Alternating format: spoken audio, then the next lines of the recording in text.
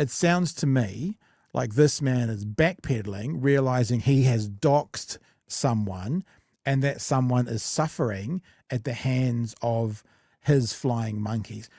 That could be wrong, because I do go, I'm pretty good at finding people online. I struggle to, maybe not, but that's what it sounds like. There's one other thing it could be about Chewie, and I'll do that in a second. Let's have a listen to the walk back. Look, I want to start this morning with a request of you.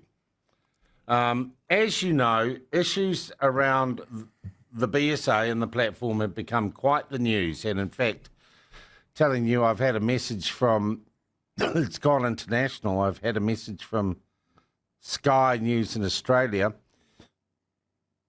who want me to do an interview with them. It's going to be sometime before midnight tonight. I don't know. But if he is, we wish him well. Sorry. But I will talk to them. What a master. That radio station in Australia, television station. Oh, yeah. Okay. I guess I'll have to talk to them. And I will, we'll play that afterwards. I'm going to go on with a guy called Paul Harvey, who does an excellent show on Sky News in Australia, a political show. And we will talk about this issue because it's very important to many of you during the course of the morning, despite what the left-wing trolls, who are now going to text me and say, move on, say. I thought about this today. He talked about this a lot again today for some reason. He's talking about this because it has impacted him. Mm. This is an important story because it has impacted him. He has spent days because something has annoyed him. And I thought about what we were doing tonight, talking about the wild weather, talking about the strikes, talking about, Martima and David Seymour. He has had a self-flagellating week that the only reason he's talking about this is because it's impacted him.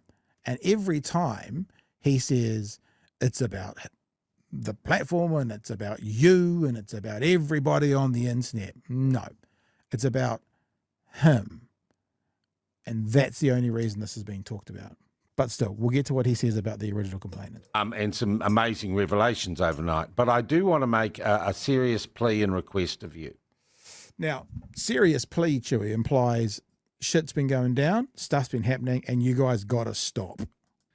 All this was supposedly sparked, though I don't think it really was, by a complaint to me about a program we aired, not a program, about something I said in June or July. And this person wrote to me saying he wanted to complain under the BSA, and I said, you can't, you plonker, I'm not covered. And things developed from there. That individual's identity, I guess, was disclosed when I published all my correspondence from the BSA. I guess. The balance of probability, maybe it was me who released the person's name, and while I released it, I said, I don't care. I can release it because it's in the document. That was the vibe of what he did. Maybe. Quick question there, Professor. Would someone that's worked in the industry of journalism for as long as Oliver has, would he know that you should probably scrub personal details off a document before you release it? Like just as basic journalistic ethics 101? Yeah. You should know that.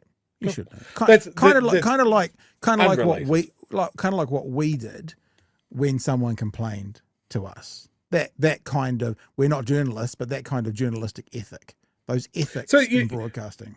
So are you saying you can be ethical and moral without necessarily having to because of a particular employment situation or a particular career? Interesting. Yeah. Interesting. Right, let's keep going because there's a couple of little things, not long, but a couple of little things to share after this. And there's nothing I can do about that now. I've doxed him. There's nothing I can do. That person has contacted me quite a lot since. Oh.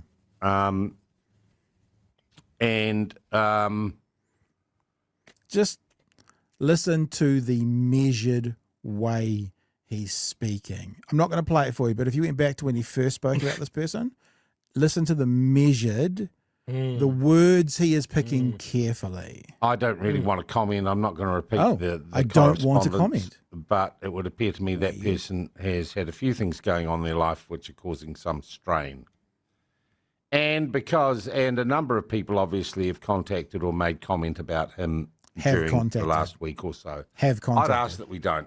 That person, that individual, is not really responsible for what the BSA are trying to do, for their overreach and for this controversy. I think that person was an unwitting pawn in a wider game being played by the wokesters at the BSA. So I would ask that you leave that person alone. They've also suffered a bereavement in the last week or so, and they are clearly feeling that, and that's impacting on them.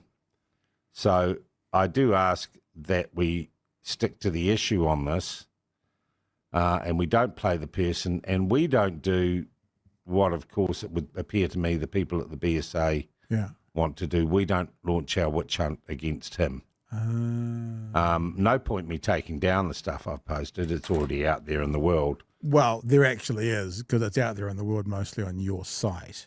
So if people can come to your site, they can get it. You could absolutely take it down from there. But let's be decent Kiwis about this, and let's leave that person alone and put our focus where it is, and that's on the issues that this whole thing has raised. Thank you very much. And if you want to talk about why I've taken that attitude, feel free to ring in now. Feel free to text me. But that's where it's at. So, just to highlight a couple of things that were said. Sean Plunket, quote, "Don't play the person." Sean Plunket, "Let's be decent Kiwis." Now, I had a thought, Chewie, and my thought was, wonder if there's been, there's a couple of possibilities, maybe three, right? The first possibility is this person, and if you know the person who they are, I would love to speak to them. Off air, off the record, whatever. I've been trying to connect to them for a couple of days. So connect us.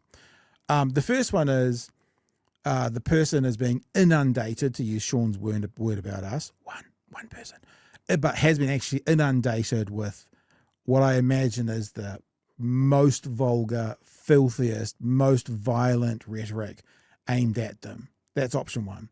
Option two is that this person has had some kind of really serious issue in their life, and Sean is actually showing care and concern. I know, don't say it out loud, I know, but it is a possibility. The third option is me wondering if there's been any more legal threats, a la lawyer Barbara Bucket.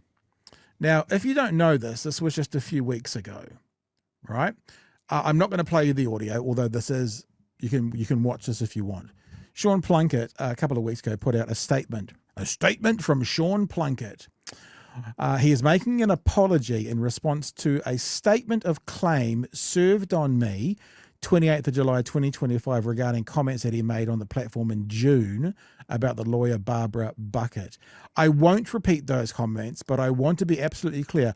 I regret making them. I suspect he regrets making them because he was forced to pay for making them. I crossed a line I shouldn't have crossed. Whatever my views about the case in which Ms. Bucket was involved, it was wrong of me to question her personal integrity or motives, like he does with every person he disagrees with. This is why we said the other day, if you think we're kind of talking about this too much or going too hard, we are picking on a bully. He is a bully. Questioning personal integrity and motives is his MO. And we need to highlight this person, and we need to continue to kick him in the nuts until he actually starts to not play the fucking person and be a decent Kiwi. When he starts doing that, we'll stop kicking him in the nuts. The platform, open debate. The truth is, I let my frustration over the outcome of the employment dispute get the better of me, yada, yada, yada. Unreservedly apologise to Ms. Bucket what I've done, allowing others to repeat. So he influenced people. Those allegations and for broadcasting them publicly to the platform's listeners. And I want to make the same apology on behalf of the platform. I recognise that words alone won't undo the damage that I have caused. It's like, this is the magnanimous bit, or is it a legal judicial requirement that you pay? But what he's saying is, I recognise that words alone don't undo the damage that I have caused, but hopefully a public correction and apology will help in that regard. As a part of the setting of the High Court action brought by Ms. Bucket, I have paid her legal costs and a sum by way of damages. So the next option is perhaps there has been a legal issue come up around what he's done. That could be option 3. Yeah, look, we just wanted to highlight it. He is backpedaling, as every narcissist who thinks that, this is the thing, right? He's a bully. He thinks the world can't touch him, and he treats the world like he treats combative interviews on the platform. He thinks he can do in real life what he does to people on his radio show, and you can't. You can't treat people like that. There are both legal repercussions, social repercussions, and people who are bigger and badder bullies than you, who will continue to kick you in the nuts until you stand by what you've said and be a decent Kiwi.